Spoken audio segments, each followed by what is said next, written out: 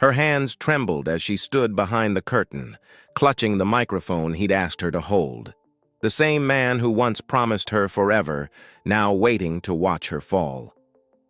Guests whispered, cameras flashed, and somewhere in that noise, her heart broke all over again. He wanted to humiliate her, to make her voice shake with shame. But when she began to sing, something changed. Her pain turned into something beautiful. And by the time her song ended, it wasn't her who stood small anymore. Have you ever seen pain turn into power right before your eyes? Tell us in the comments.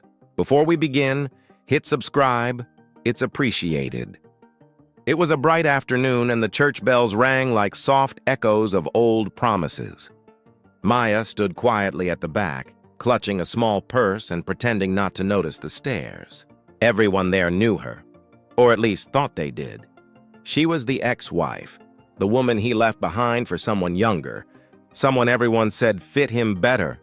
Yet here she was, invited to his wedding, asked to sing, like some strange gesture of peace that still burned with pride.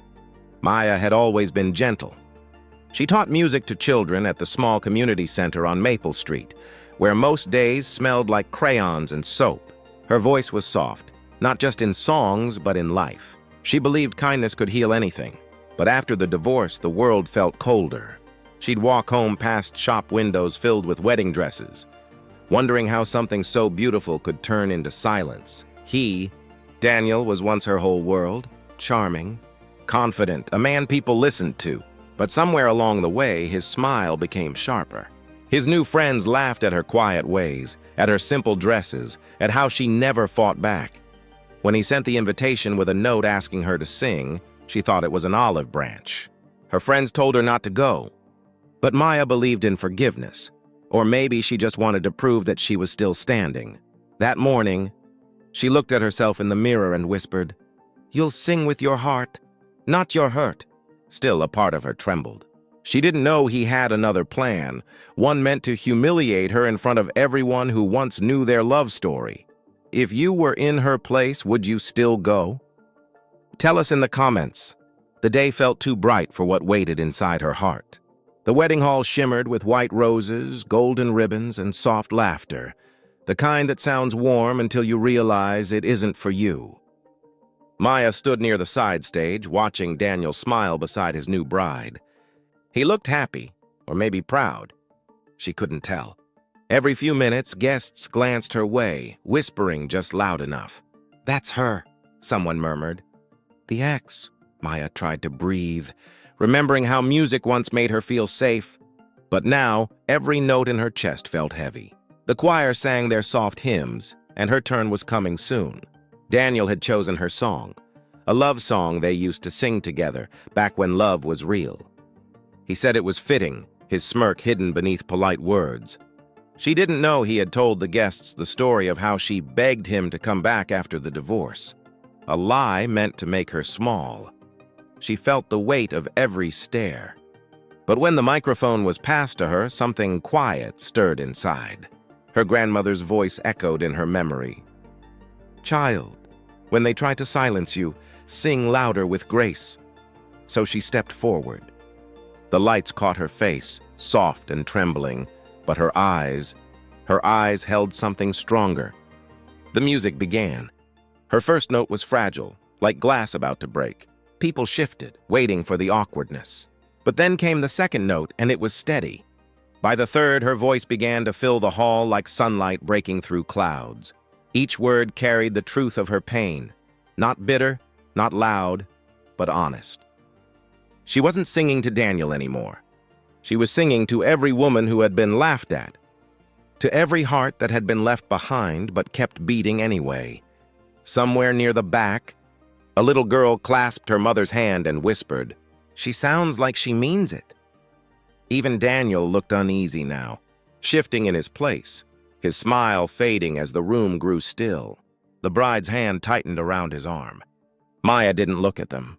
She sang like the world was listening, because maybe it finally was. The notes rose higher, trembling but beautiful. You could hear the truth in every breath, that she had loved deeply, lost completely, but somehow found herself again in the ruins. When the last line fell into silence, the hall didn't clap right away. They just sat there, caught between shame and awe. And in that silence, Maya realized something. This was never his moment. It was hers.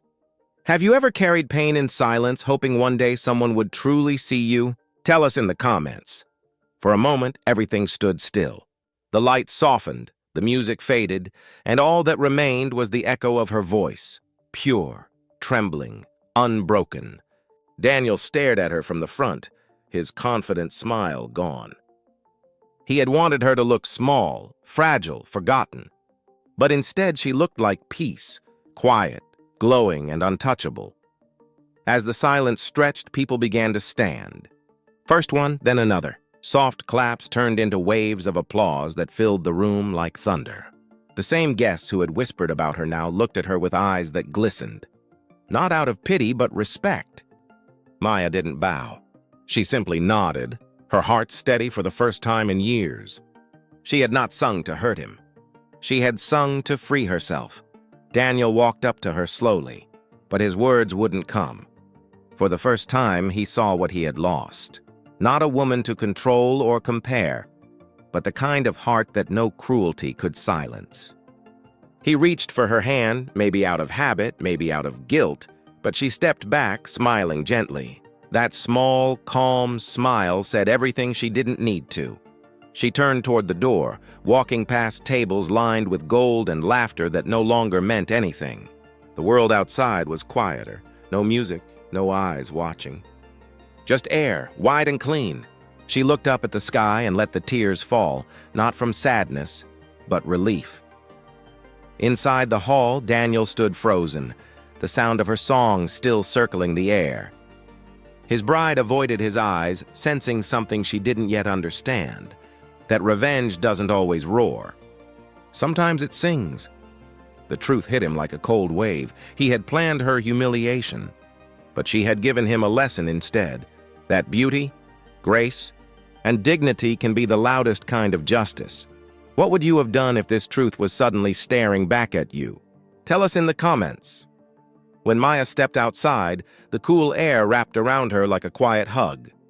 The music inside had faded, but her song still lived in the hearts of those who heard it.